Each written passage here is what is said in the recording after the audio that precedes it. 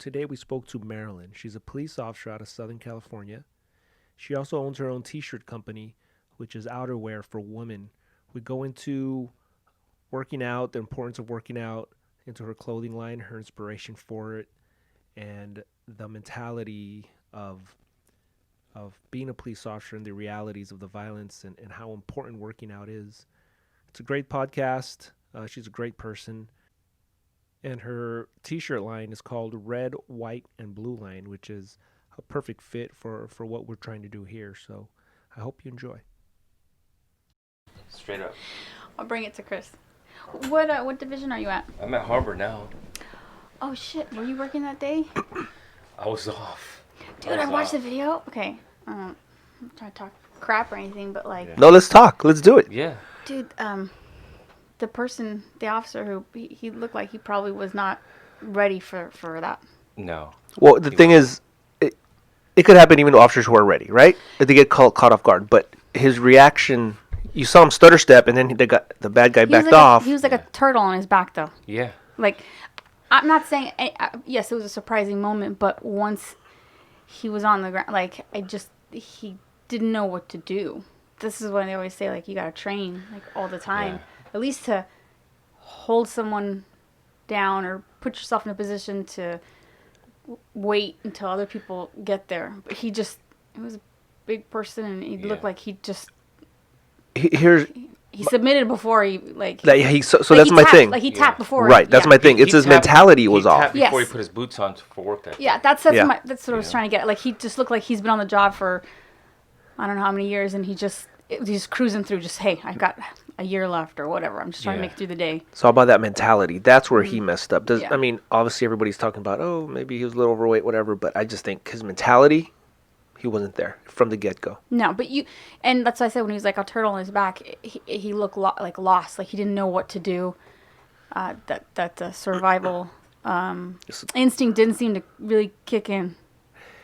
Yeah, and what I'm seeing at work is everybody's talking a lot of shit, but nobody's saying, how can we learn about this? And I'm not talking about supervision, even that, but I'm just talking about us, like, all right, let's get that out of our system, but how come no one's talking about, well, how can we learn from this? Well, I mean, people know. I mean, we know as professionals, man, that this shit's going to happen. It's inevitable, right? It's not if it happens is when it happens.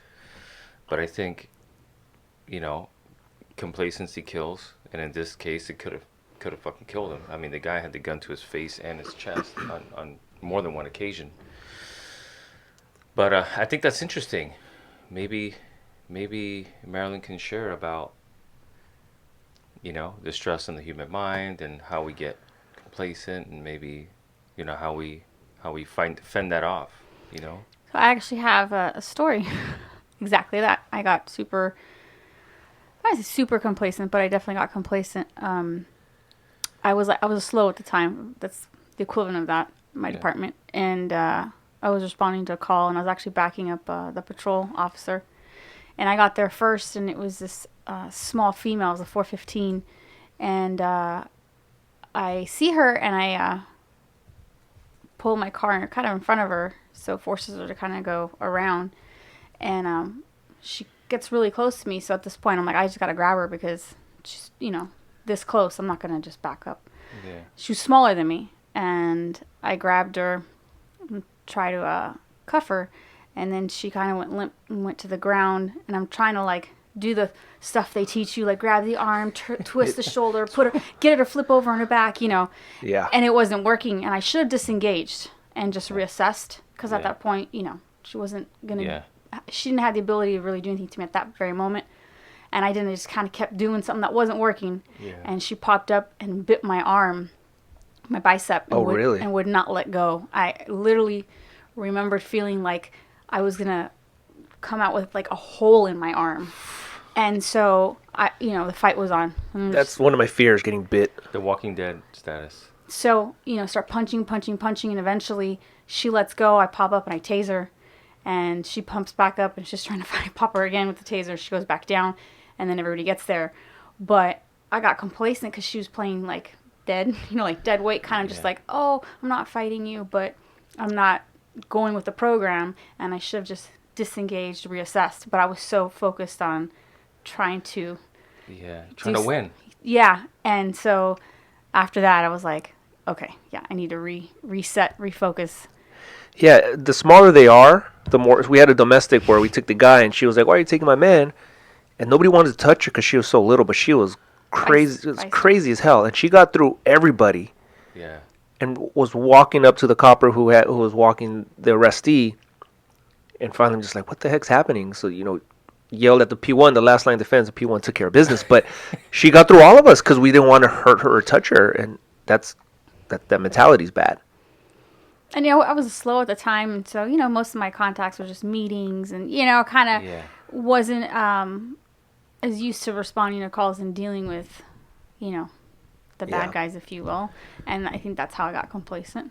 I wrote a blog on my Burden Beyond the Badge, and it's called Mistakes and Mindset: The Importance of Imperfection, where it was hard for me to write and share because I really wrote about, I think, 3 or 4 of mistakes I made in my career where I probably should have been killed or died or got hurt.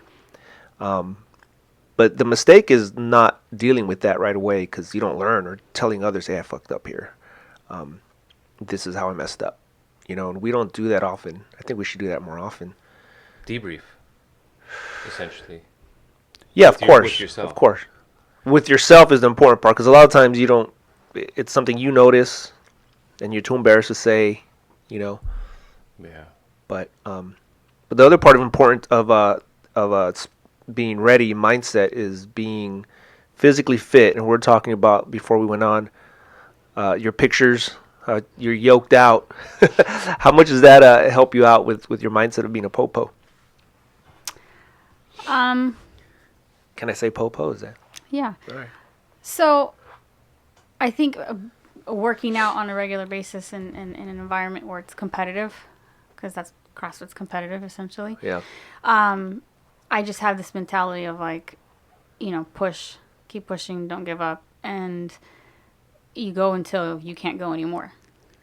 So at work, in a situation, I don't care how big you are, or what you say or how you act.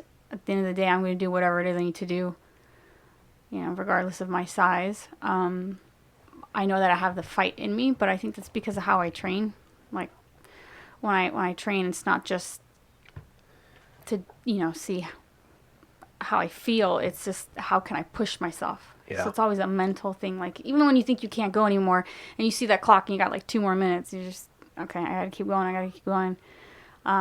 Because it is mental more than physical. Yeah, it's mental training. So I think that helps me at work, just as far as knowing that if I'm focused and if I tell myself this is what I'm going to do, that hopefully that's...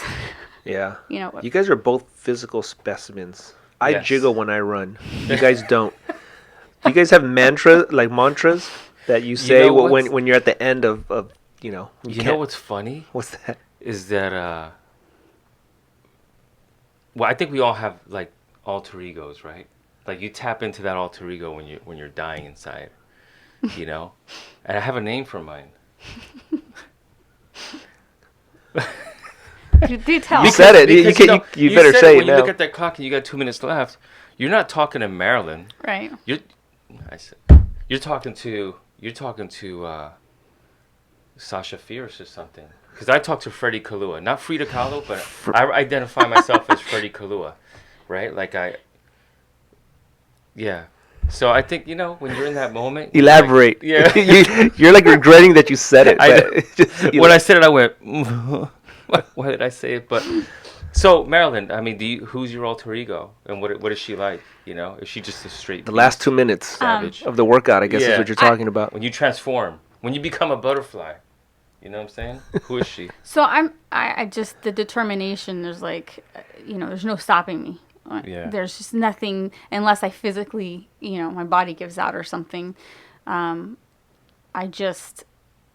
nothing that I'm not gonna push through. Yeah. It's just it's a mental thing. Unless, I die or I pop a rib or break something, it's just. Unless you die. I mean, it's pretty intense. Well, no, but seriously, you have had people who've gone down because of rhabdo, like doing CrossFit stuff, not even realizing that that's how hard they're pushing themselves. Yeah. But I just push as hard as I can until I can't anymore. It's a good feeling because when you're done, you're like, damn, I didn't think I could do that. And you did it. So it just motivates you to continue to push. Yeah. So we're the same age. I don't know if you want me to say how old, but as we get older, are you feeling stronger physically or stronger mentally or both? Or it's funny, actually, I'm stronger now than I was before.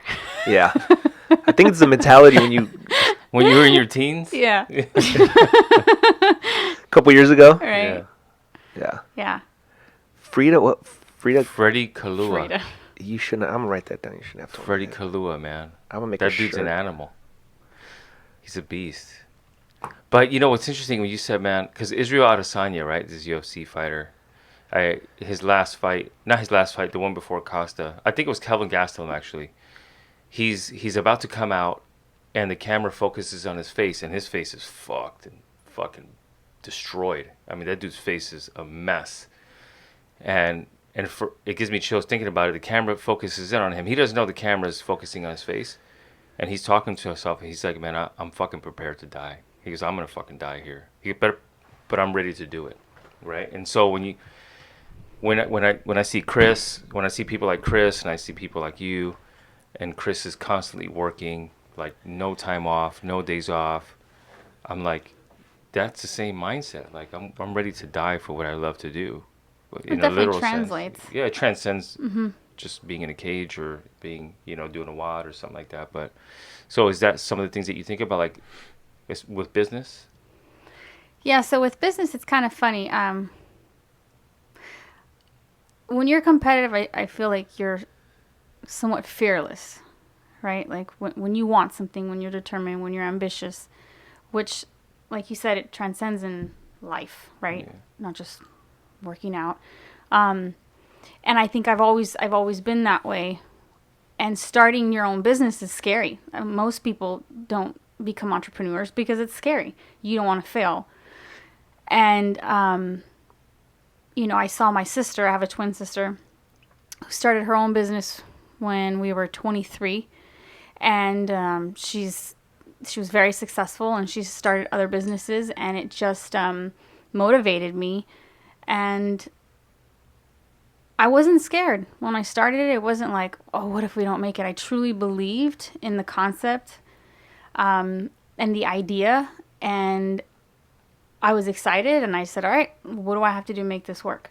And even now, there have been struggles, and it's been slow, but I still believe very much in it as much as I did at the beginning. And I think that's just because of my mentality. You can't succeed without failing. And if you look at life like, I don't want to fail, then you're never going to try.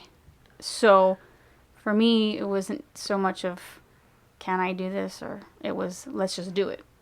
And it seems that you have passion for the project. It just almost doesn't seem like work sometimes. No, it's funny that you say that. We were very fortunate to be a vendor at the fundraiser that LASD had for the two officers that, or deputies, excuse me, that were shot. And I had a couple of friends come help me out because it was a pretty big event, and it was so much fun because you meet so many great people, and the majority of the people that we meet are in law enforcement, and law enforcement is a small community, but at the same time it's not. It's kind of weird, but you get to meet people from everywhere, and then you meet their families, and then you meet the wives and the girlfriends and the daughters or the husbands, and it's just we're all there for the same reason. It's nice to be around people who have the same purpose, the same focus, the same passion. So it's great to be able to sell stuff, but I truly enjoy doing events. When pre-COVID, we were doing almost every weekend, and most people would say, oh, I have to work this weekend. I had to get up 4 a.m. It didn't bother me because I truly have fun. I enjoy doing events and meeting people and being able to support a cause and donate to the cause. And, So what are you selling at these booths? So Tell us about your product. So the company is Red, White, and Blueline, and we initially started just doing women's clothing because it was all started because I do a lot of events like CrossFit events or running events, just any kind of like competitive event. And I was doing one specifically, and I wanted to rep the Thin Blue Line. So I went online and, was looking for shirts, and they were all just basic tanks made by men, And For women. You saw the way she looked at us? Yeah. And I was frustrated because I was like, this is, it's not attractive. It's not appealing. It's not, something I want to wear. So I decided, how about I make my own shirts? That's essentially how it started. And so we started with 3 shirts that were custom made through a manufacturer here in LA. And we made an exorbitant amount because there was a huge minimum required. So we started with those 3, and we did really well. Our first event was actually your event that we did. Which one? Your first event that you did. Inked in Honor. Yes, that one. The one in downtown LA. Mm-hmm.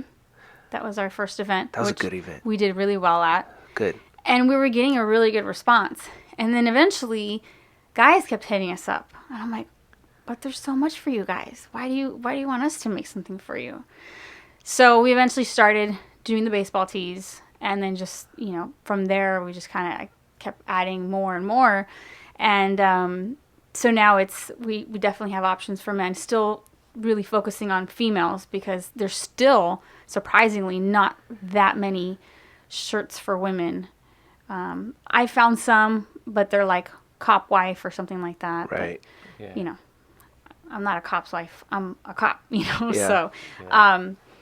So, the whole idea behind it was to be able to start hopefully making money where we could donate, make good donations. Like at some point, I would love to be able to sponsor Unity Tour riders, right? Yeah. Like that would be something I would love to do.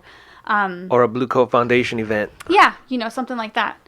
That's the goal. So right now, what I have been able to do, because we're not where I would like us to be, but we're slowly but surely. Yeah.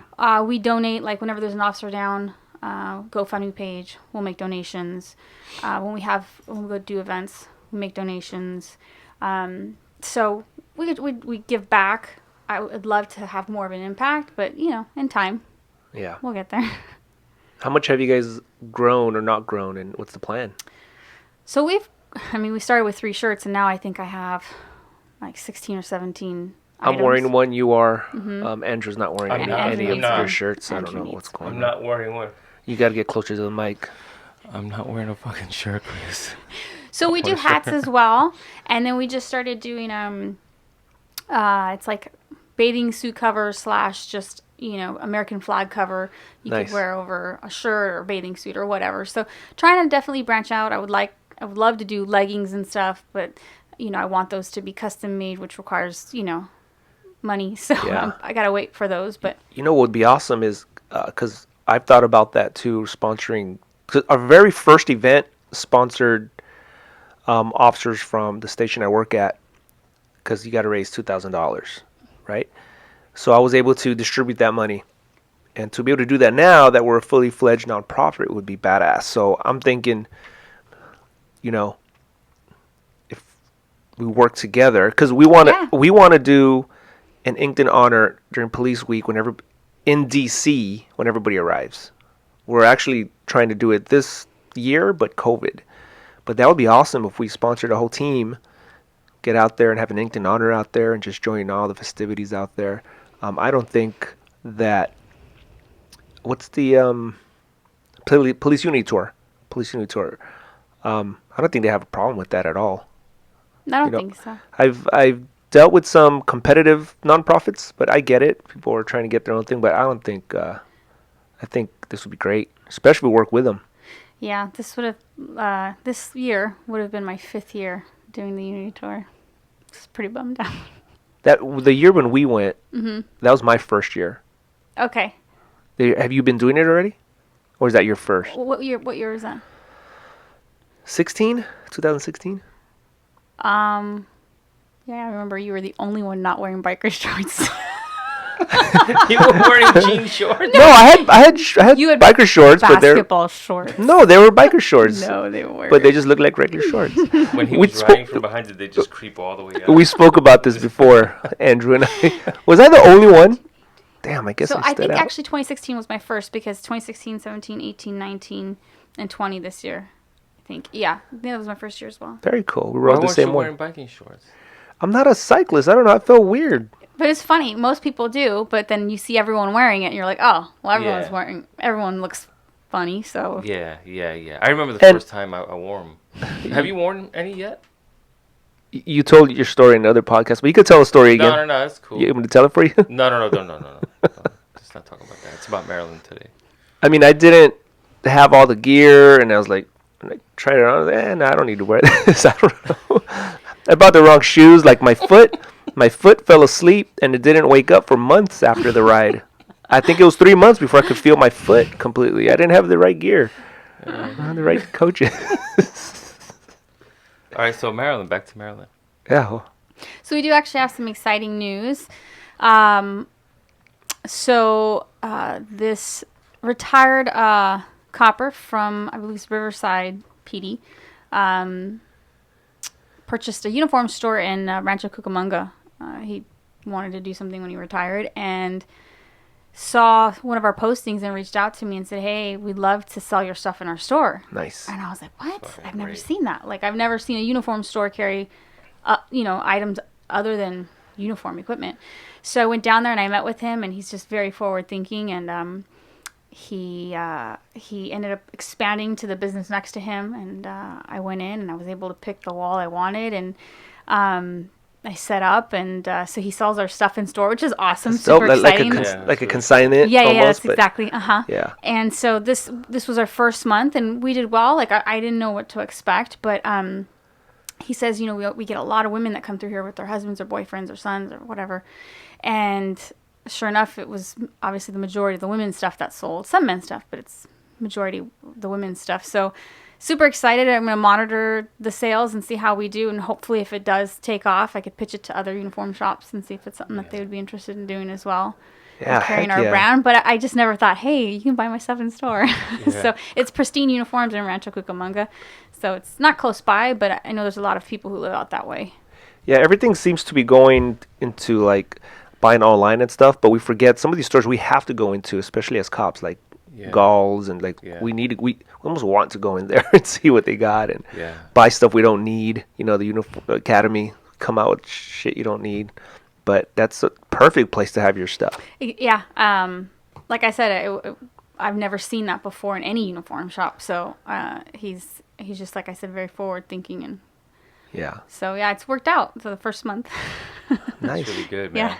man. Black Rifle Coffee just opened up their first brick and mortar in Texas. Oh, did they? Yeah, and I was thinking, man, that so many of these coffee shops, they have swag, like Mm-hmm. even I won't say the name, but they have swag. It's like, how cool would it be if Red, White, and Blueline could get into like Black Rifle Coffee? We reached out to them even when we've done like postings of our stuff carrying their. They're a big company. They don't respond. Yeah. But we try. What's the name of that company when we were in Newman? Newman? Yeah, when you remember? Bike ride? Yeah, I don't coffee remember company. much. It was Cop Coffee Company. Yeah, that's a great looking That's a great company logo, Yeah. all that. Yeah. Yeah, Cop Coffee Company. They actually do some pretty cool stuff. Yeah. Yeah, they do some cool stuff. Yeah, I think the way times are now, and we have these companies that are very focused on police work, coming together, working together with other companies is one of the most important things we could do. Yeah. I think you're gonna see the pendulum swing the other direction, don't you think? Like, there's this anti-cop sentiment now, but the love is gonna come back. It's gonna come back because I'm telling you, man. Like, even at the harbor, people come to the station every day, and they're dropping off food. Oh, They're that's like very nice. they're dropping off gift cards. They're like, hey, regardless of what anybody says, we love you guys. And even in like Southeast and 77th, when I was working there, there's the vast majority of the community, they love the police, man. They're just kind of scared to say it. It's like the silent majority, you know what I mean? So that's cool. That's exciting. Yeah, it is super exciting. Yeah, in the meantime, kind of just supporting ourselves is huge, I think. And how long have we known each other, Marilyn? Oh my goodness. Since before you rented my apartment, and that was coming up on 12 years, I think. Let me see. 2008. Yeah, because I bought my house in 2008, and we're gonna be So 12 years. So maybe 13. Okay. Maybe 13 years ago. Sweet. That was a long time. When we were young. When we were younger. And I think what you're doing is great, and the message behind it is really simple. Yes. Just out there, simple, and what you guys are putting out is, the customer, the woman, cops, very basic in a good way, very straight out, and it's a great product. It's really funny though, because whenever any of us go out wherever and we see someone with a Thin Blue Line shirt, you're like, Yeah. hey, like you're like, what's up? Like, Yeah. this guy's or this girl's, Yeah. one of us, one of me, and it just, I don't know, I like to see that, especially now Yeah. in the sentiment that we are. Of course. It's nice to see, and you pick those people out, and if something happens, you're like, okay, that person's gonna help out. That person's, Yeah. And I know there's a lot of people who are, I don't want to say afraid, but not comfortable wearing Thin Blue Line stuff. But yeah, the whole thing, the whole purpose behind it was I wanted people to, obviously mainly women, but wear something that they're comfortable in, that they look good in, but that honors the Thin Blue Line, because it's not an easy job on various levels, and especially right now. And we, like you said, the pendulum will swing at some point, but we've been up and down the last 8 years of just, seems like, 1 year we're good, 1 year we're not, and it's nice to know that people still support us and show it. Yeah. So they're basic shirts, and the designs aren't crazy, it's really just, and it's interesting how many people don't know what the Thin Blue Line is. I've had a lot of people say, what's that blue line in the flag for? What's the website? Red White and Blueline.com. Sweet. And since we're talking about shirts, I want to give you this shirt from our first project Endure. Thank you. I believe I bought one. Did you? But the regular shirt one. Yes. Yeah. Thank you. This there is a you good go. workout shirt. Thank you. Yeah. Show my guns. Yeah. You guys go on there, you see some of them pics of that freaking beast that with the face cut off. Yeah. Doing squats. That's Marilyn. It's ridiculous. But just wanted to kind of end it with a dedication, as we always like to do on this podcast. But I know you had somebody in mind. I did. So I did not know Officer Val Martinez. However, it touched me deeply when I heard of his passing, especially when he left behind a partner who was 20 weeks pregnant with twins. I just feel for his family and his unborn kids who are never going to get to meet. I'm sure an amazing father that they have. So Right. Yeah, she we did a century bike ride that Andrew it was Andrew's idea from people who don't know, he's the first LAPD officer to die from COVID. And so we did a 100-mile bike ride from our northernmost station in the Mission to our southernmost in Harbor and back, which actually broke a century, broke 100 by a few miles. And recently I was able to, we donated, there was already a lot of donations out there, so people already had donated, but this was just an extra little thing. And we were able to raise a little bit. I met her and gave her the check, and she didn't even know what to say. She was very thankful. And so that's why we do this, That's why we get together and do this podcast. We can remember people and remember their lives. So, and it all falls in line with the product you're doing with the Thin Blue Line. So appreciate you being here. thanks for having me. Thanks for joining, Andrew. Yeah, no problem, man. Hey, Matt, can I ask you a question? Last one. Only if you go closer to the mic. Fuck.